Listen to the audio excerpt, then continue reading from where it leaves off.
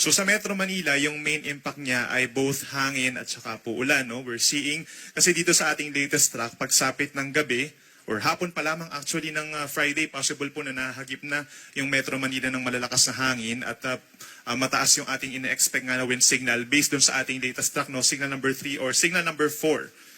Tapos pagsapit naman po dito sa pag-ulan,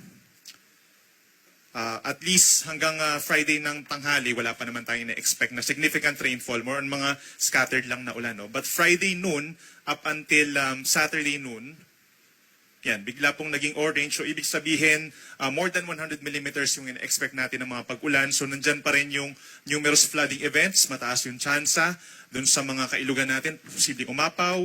Tapos nandyan din yung banta ng mga landslides dun sa mga ilang bulubundukin lamang sa Metro Manila.